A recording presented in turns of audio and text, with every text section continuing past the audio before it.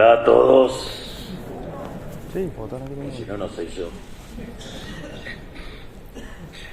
En primer lugar, quiero comenzar recordando a Charlie Kirk, uno de los mejores divulgadores de las ideas de la libertad, un referente que nunca le dio la espalda al debate abierto. Su muerte no debe paralizarnos. Tenemos la obligación de seguir al frente y no claudicar en la batalla por las ideas. Tarde o temprano, el bien y la verdad triunfarán. Dicho esto, me pone muy contento estar hoy aquí junto a todos ustedes. Me alegro mucho de que CIPAC, la cumbre derechista más importante del planeta, haya llegado a Paraguay. Y espero que pronto esté presente en toda Sudamérica, dando la batalla cultural a lo largo y a lo ancho del continente. En Argentina comenzamos a celebrar la cumbre de CIPAC desde el año pasado, en una jornada verdaderamente histórica para las ideas de la libertad de nuestro país y que esperamos con ansias poder repetir o incluso superar. Gracias a Soledad Cedro, CEO regional de CIPAC, por haberme invitado, y también gracias a todos los que han venido a escucharme. Es siempre un privilegio para mí aprovechar cada ocasión para llevar las ideas de la libertad a todos los rincones del planeta. Quiero comenzar diciendo que Paraguay es un ejemplo de lo que hay que hacer en materia económica, tanto para mi país como para el resto de Sudamérica. Hace décadas eligieron abrazar las ideas de la libertad y como consecuencia han logrado que la inflación sea cosa del pasado, sumado a que no han dejado de crecer en los últimos 20 años. Y gracias al régimen de Maquila han sabido explorar su industria local al máximo, incrementando las exportaciones y generando puestos de trabajo genuinos. Su experiencia es prueba fehaciente de que cuando las regulaciones acompañan y no estorban, cuando los impuestos son bajos y no ahogan, la capacidad de los países para comercializar crece, creando más bienes y servicios de mejor calidad a un mejor precio.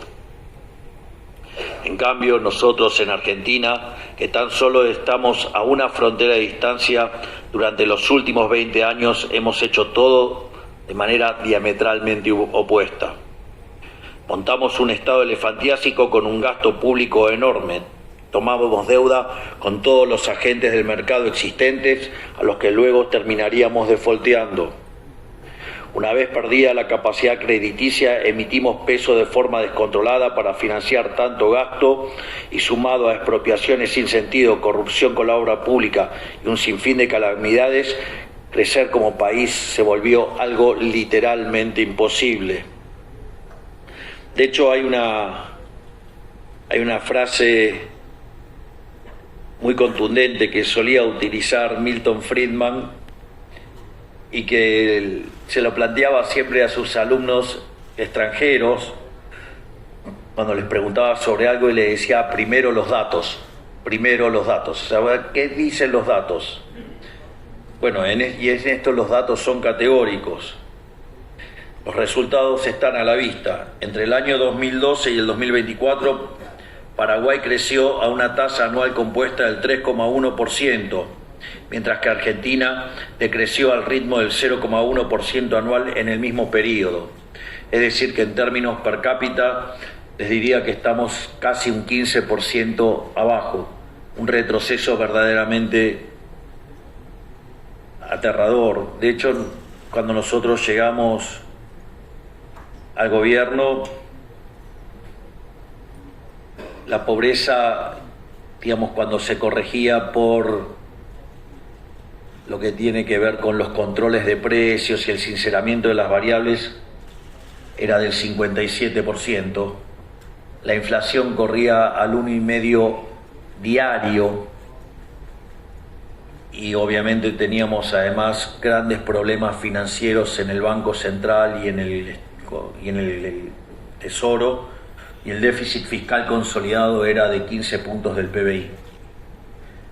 Pero más allá, digamos, de la calamidad en que se encontraba la economía argentina al momento en el cual nosotros llegamos al poder, ya veníamos también cometiendo muchísimos errores desde tiempo atrás. Es más, los argentinos incluso desperdiciamos la oportunidad de nuestras vidas cuando nos opusimos al ALCA en el año 2005. en lo que hubiese sido el acuerdo de libre comercio más grande y beneficioso de nuestra historia. Un tremendo error que terminamos pagando muy caro más tarde, pero que solo no perjudicó a Argentina, sino que también al resto de la región, al impedir que el acuerdo prosperara entre las demás naciones. Gracias a Dios, hace 2 años los argentinos eligieron cambiar. Decidieron decirle basta a la miseria y en diciembre de 2023 eligieron como presidente a un liberal libertario para poner en práctica un proceso de profunda reforma que a esta altura ya se pedía a gritos. Y gracias a ese mandato que nos comprometimos a cumplir a rajatabla, pusimos en marcha un plan de orden fiscal, monetario y cambiario que empezó a rendir importantes frutos.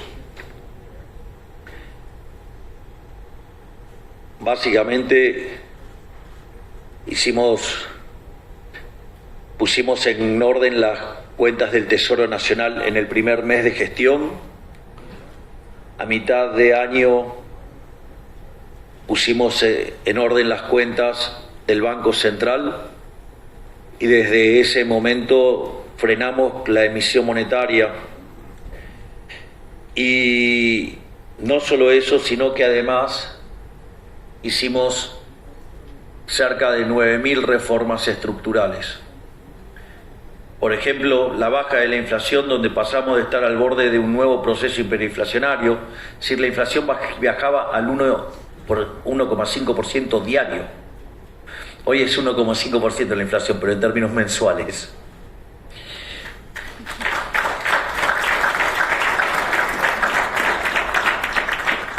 Y esto permitió que deje de ser un flagelo para la Argentina.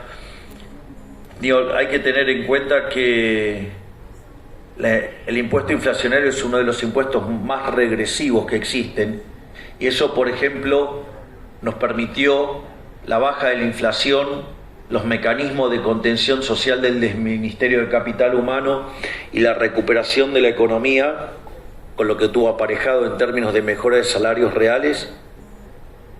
En este lapso que nosotros llevamos en el gobierno, la pobreza pasó del 57% al 30%, es decir, 12 millones de argentinos salieron de la pobreza.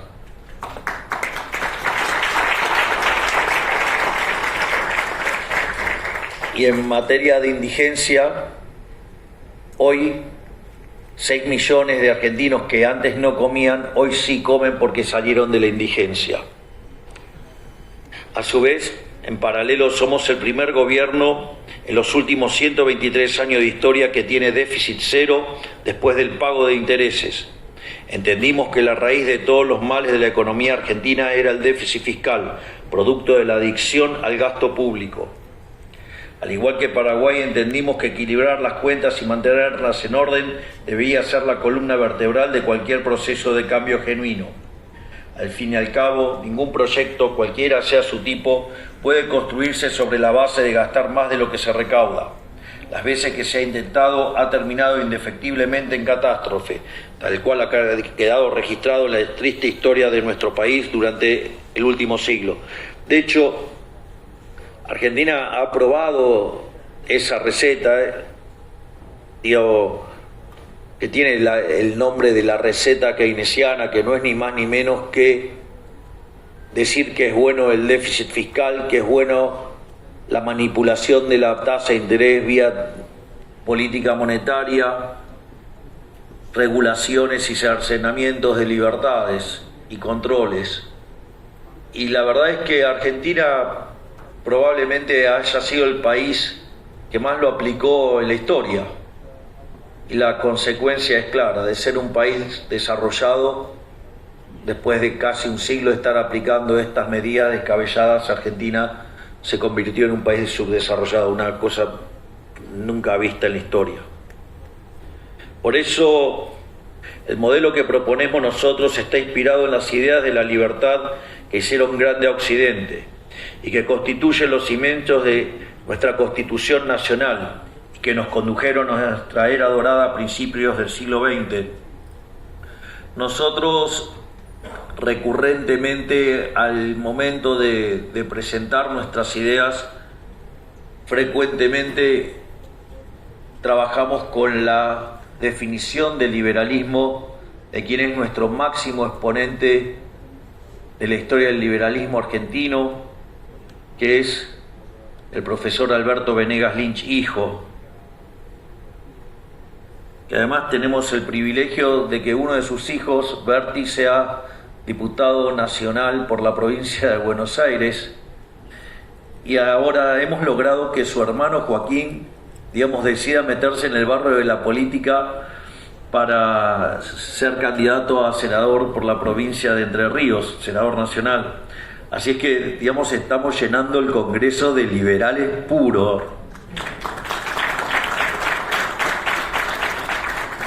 Y es por eso que en ese contexto es que toma aún mayor sentido la definición del liberalismo de nuestro máximo prócer de las ideas de la libertad, que dice: el liberalismo es el respeto irrestricto del proyecto de vida del prójimo, basado en el principio de no agresión y en defensa del derecho a la vida, a la libertad y a la propiedad, cuyas instituciones son la propiedad privada, porque sin propiedad privada no hay mecanismo de precio y por ende no hay cálculo económico y eso conduce a la miseria. Mercados libres de intervención estatal, porque la intervención estatal lo que hace es contaminar la señal de precios. Mercados competitivos, pero entendido no en la interpretación neoclásica de la competencia perfecta, sino mercados competitivos entendidos bajo la lógica de Baumol, Panzer y Willig, que es la idea de los mercados disputables o mercados desafiables. En inglés es contestable markets. Y que, mapea muy bien con la idea de los austríacos en términos de competencia.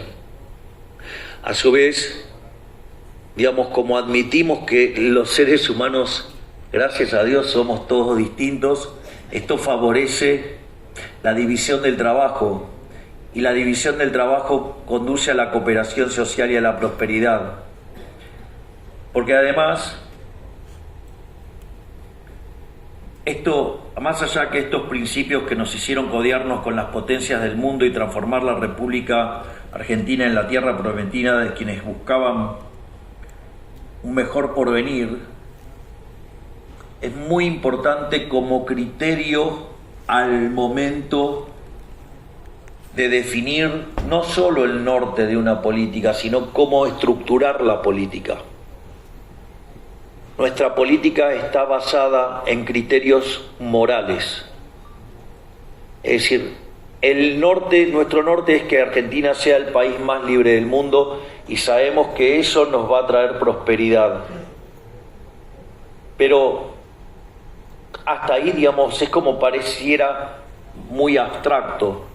Y en realidad lo que cuenta al momento de tomar las decisiones es trabajar con un marco moral. Porque cuando ustedes plantean las cuestiones en términos morales, no hay lugares para grises. Las cosas que están bien, y las cosas que están mal. Lo voy a hacer perdón que sea autorreferencial, pero es para mostrar cómo nosotros tomamos decisiones con criterios morales. Nosotros, cuando recibimos el gobierno, el Banco Central generaba un déficit cuasifiscal de 10 puntos del PBI, y eso generaba inflación, eso generaba inestabilidad macroeconómica, y Argentina, como consecuencia de ello, tenía un cepo cambiario, es decir, no era posible hacer transacciones en moneda extranjera libremente, sin que fuera perseguido brutalmente por el aparato represivo del Estado. De hecho, están las imágenes, del año 2023, gente que se les llama arbolitos, que hacen compra y venta de divisas en la calle y eran perseguidos por la policía. Y la realidad es que esos controles de cambio son verdaderamente siniestros, porque en primer lugar, si uno se gana su dinero de manera honesta, ¿qué potestad o qué facultad tiene un funcionario en decir en qué lo puede gastar o no uno? O sea, uno podría gastar el fruto de su trabajo en lo que le dé la gana mientras que sea legal. Ese es el primer punto. El segundo punto es que, dada la depreciación que se llevaba sistemáticamente la moneda, era una destrucción de riqueza feroz, porque fíjense que si alguien en el año 2001 tenía $1.000, digamos, si quieren hacerlo al precio de hoy, si tenía $1.400 y 1.400 pesos, si se quedó con los $1.400, tiene $1.400. Ahora, si se quedó con los pesos, hoy tendría $1. Consecuentemente, eso significa que implicaría también una pérdida de riqueza enorme y por ende una pérdida de bienestar enorme. Además, los controles se ponen para fijar un precio artificialmente bajo y eso básicamente lo que genera es un exceso de demanda de divisas. Y la contracara de ese exceso de demanda de divisas es un exceso de oferta en el resto de la economía, ya sea un exceso de oferta en el mercado de bonos, que deriva en que el precio de los bonos sea muy bajo y por ende la tasa de interés muy alta y por ende el riesgo país muy alto. De hecho, cuando nosotros ganábamos las elecciones, el riesgo país estaba en los 3.000 puntos básicos. Ahora, esas altas tasas de interés genera descoordinación, es decir, el riesgo país genera descoordinación intertemporal entre ahorro e inversión, y eso hace que caiga tanto el consumo como la inversión y por ende hunde la actividad económica. Al hundirse la actividad económica se retrae la demanda de trabajo. Al retraerse la demanda de trabajo, los salarios o son licuados por la inflación o son atacados por el desempleo o alguna combinación de ambos. De hecho, digamos, los salarios en Argentina cuando nosotros llegamos estaban en torno a los $300, hoy están en torno a los $1.100, $1.200. Por otra parte, esa situación lo que hace es que se genere pobreza y de hecho cuando se sinceraban las variables, se pasaba de la frecuencia semestral a mensual y además se sinceraban los precios porque había controles de precios, la verdadera pobreza que nosotros heredamos era del 57%, es decir, una verdadera catástrofe. Por lo tanto, para nosotros era fundamental sanear el balance del Banco Central y liberalizar el mercado de cambios. Digamos, entonces frenamos con la emisión monetaria a mitad del año 2024 y después, en un programa inédito con el Fondo Monetario Internacional, procedimos a sanear el activo del Banco Central, porque básicamente lo que se hacía en Argentina es que los distintos gobiernos colocaban letras intransferibles en el Banco Central, títulos que no tenían valor de mercado, y se llevaban los dólares y por lo tanto dejaban sin respaldo básicamente los pesos que andaban dando vuelta, es decir, una suerte de default sobre los pesos. Y eso básicamente técnicamente se resuelve vía mayor inflación, es decir, y eso era lo que pasaba en Argentina. Por lo tanto, no solo que había que cortar con el problema de la emisión, sino que además también no era solo el problema del flujo, sino que también que había que corregir el problema del stock. Y eso nosotros lo hicimos con el acuerdo que celebramos con el Fondo Monetario Internacional y que lo firmamos a mitad de abril de este año, donde básicamente recibimos un paquete de apoyo donde el Tesoro esos dólares que recibió lo utilizó para cancelar deuda con el Banco Central, de modo tal de terminar con la estafa inflacionaria. Es decir, la deuda bruta no varía, pero cambia el acreedor. Pero lo más importante es dejar de estafar a los argentinos de bien que tenían pesos o que tienen pesos. Cuando nosotros propusimos esto, decían que no lo íbamos a hacer porque básicamente era el año electoral y que no había por qué correr este riesgo. Entonces, fíjense que ustedes ahí se enfrentan a una decisión de política económica donde tienen que pensar o en términos utilitaristas, ¿sí?, con una contraparte electoral, y por otro lado en hacer lo que es correcto, que es abrazar las ideas de la libertad y avanzar en la liberalización. Y así es que contra todo pronóstico que decían que nosotros no íbamos a levantar el cepo porque se trataba de un año electoral, cuando nosotros conseguimos el financiamiento que nos daba tranquilidad sobre el balance del Banco Central, básicamente nosotros decidimos quitar el cepo, porque no se negocia con el mal. Cuando ustedes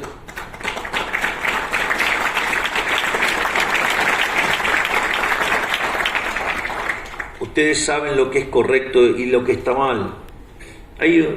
Perdón que estoy desviándome de la base de lo que traía como discurso, pero hay un trabajo que lo recomiendo enfáticamente, un trabajo del profesor Jesús Huerta del Soto que se llama La teoría de la eficiencia dinámica. Lo recomiendo pero muy enfáticamente. De hecho, cuando lo condecoré en su visita a la Argentina, justamente hablé de la importancia de este trabajo del profesor Huerta de Soto. Porque el profesor Huerta de Soto lo que dice es, la teoría de la eficiencia dinámica tiene que ver con hallar aquel sendero que maximiza el crecimiento económico, vendría a ser. Pero lo que señala también es que algo que es eficiente no puede ser que sea injusto.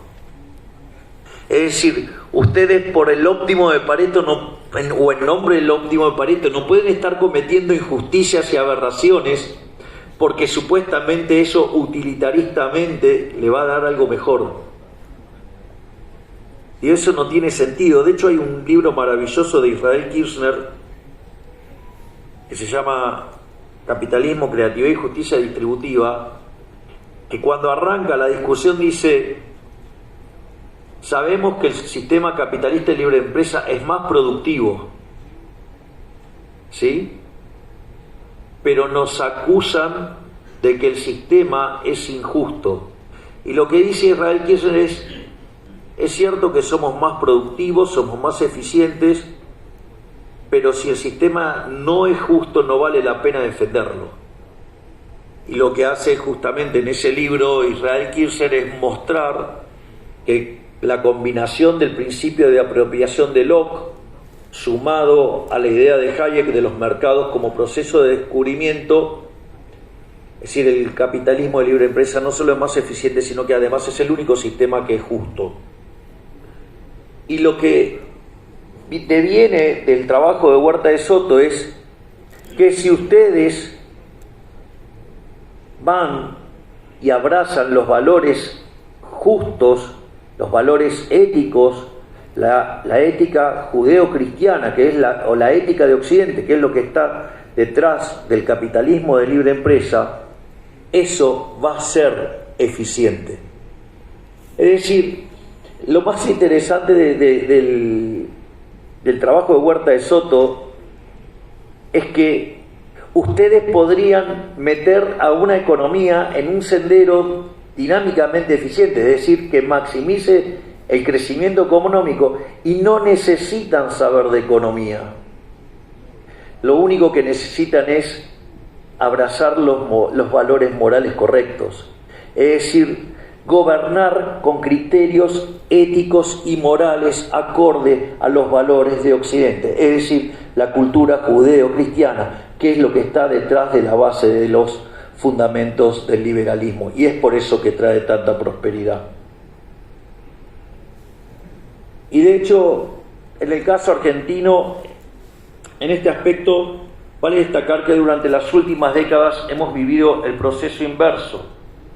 El talento argentino se vio obligado a buscar en otras tierras aquello que su propio país dejó de darle, la posibilidad de cumplir sus sueños, de llevar a cabo un proyecto de vida. Miren, sin ir más lejos, la idea de la justicia social, ¿no?, que es nuestro modelo antagónico, por decirlo de alguna manera. Y la justicia social en realidad es injusta, porque ¿acaso alguien aquí adentro está a favor del robo? Nadie está a favor del robo. De hecho, uno de los mandamientos dice: no robarás. ¿Sí? Y no solo eso, bueno, también, digamos, a la luz de Charlie Kirk y a la luz del principio de no agresión, también es no matarás antes, ¿no? Digo, para que vean qué es lo que está del otro lado. Pero no solo eso, sino que además, ¿quién estaría frente a un trato desigual frente a la ley? Uno de los grandes logros del liberalismo es haber planteado la igualdad ante la ley. Y eso de robarle a uno para darle a otro, la verdad es que eso está mal. Por eso es muy interesante un par de reflexiones que hizo Thomas Sowell al respecto. Dice: la justicia social es envidia más retórica. Y la pregunta que se hace Thomas Sowell es: ¿desde cuándo la envidia dejó de ser un pecado capital para convertirse en una virtud? Porque una de las características que lleva, digamos, la justicia social, que es la política de la envidia, es a la destrucción de una sociedad. Por lo tanto, este tipo de cuestiones son fundamentales al momento de tomar decisiones, porque uno lo lleva a un plano que es ético y moral, y ahí está claro lo que está bien y lo que está mal. No sé, digo, le puedo hacer otro ejemplo, digo, lo que tiene que ver con nuestra política de seguridad. Y miren, el que las hace las paga. Es decir, y bien que funciona. Entonces, si ustedes se fijan en cada una de nuestras políticas, en el fondo todas tienen un trasfondo ético y moral. Y eso es lo que hace que de la economía hayamos hecho el recorte fiscal más grande de la historia, y cuando todos pronosticaban una brutal recesión, el PBI entre puntas en la frecuencia mensual creció 6%. En el primer semestre, en promedio, creció 7%. No solo que la inflación bajó del 1,5 diario al 1 mensual, es decir, de venir de niveles que parecía que Argentina iba a entrar en una escalada que podría haber llegado al 17.000, 18.000%, hoy viaja en torno al 20%, y esperamos que para el año que viene, a mitad de año, la inflación haya desaparecido. Y en todo ese proceso, 12 millones de argentinos salieron de la pobreza. 6 millones de argentinos empezaron a comer cuando antes no comían. Así es que no es que hemos completado todo, todavía nos falta muchísimo, pero estamos claros que siguiendo los valores éticos y morales correctos, Argentina va a ser grande nuevamente.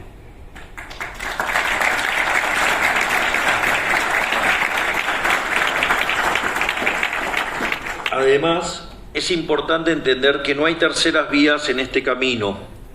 Cualquier opción moderada, entre muchas comillas, es funcional al sistema decadente que con tanto esfuerzo estamos dejando atrás. Esto está en un trabajo maravilloso de Ludwig von Mises, que se llama Intervencionismo, y el subtítulo es El mito de la tercera vía. Mises dice: hay capitalismo de libre empresa y hay socialismo real. Cualquier solución intermedia tiende al socialismo, y eso es pobreza. Es decir, esto quiere decir que simplemente que no hay opción moderada entre, por ejemplo, entre el superávit y el déficit. No hay tercera vía entre un Estado abocado a sus funciones esenciales y uno con un número creciente de atribuciones, que hace un montón de cosas y las hace todas mal. Los argentinos ya ensayamos en el pasado cambiar de forma gradual, haciendo concesiones y dejando sin abordar aspectos del pasado que estaban mal. Esa experiencia fracasó y de ello nos tenemos que llevar un aprendizaje. No hay cambio a medias. O hacemos las reformas profundas que se necesitan o nos quedamos a medio camino y nos volvemos a desilusionar. Por eso es que digo que las terceras vías son inconducentes. Cualquier intermedio, por más racional que parezca, deja abierta la puerta a lo peor del pasado. Afortunadamente, si Argentina crece y nuestro pueblo nos acompaña en las elecciones, seremos capaces de hacer grandes cosas con el pueblo paraguayo, de cuyo ejemplo tenemos mucho que aprender. De hecho, como fieles adeptos a la libertad de mercado, creemos que cada una de nuestras naciones tiene mucho que aportarle a la otra, ya que es mediante la cooperación y el intercambio voluntario que los pueblos crecen y prosperan. Justamente por eso es vital que existan espacios como CIPAC, que contribuyen a la propagación y defensa de las ideas que han hecho grande a Occidente. Muchísimas gracias, estimado, por la tarea tan enorme, impresionante que llevan. Además, cuántos lindos elogios te dio tu mujer, Mate, ¿eh? Aplausos para ellos.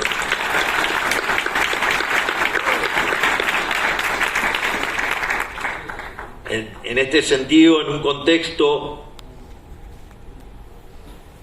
de creciente incertidumbre en el mundo libre, nada mejor que apostar al intercambio pacífico de ideas como forma de reconectarnos con el legado de nuestros antepasados, gigantes sobre cuyos hombros estamos parados y de cuyo sacrificio en nombre de la humanidad hoy gozamos innumerables beneficios. Que su coraje e ingenio nos sirvan de guía a quienes queremos, en medio de esta batalla cultural entre el bien y el mal, exaltar los valores que nos hicieron prósperos. Quiero volver a dejar mi recuerdo por Charlie Kirk, darles gracias a todos por estar presentes, que Dios los bendiga a todos, que las fuerzas del cielo nos acompañen y ¡viva la libertad, carajo!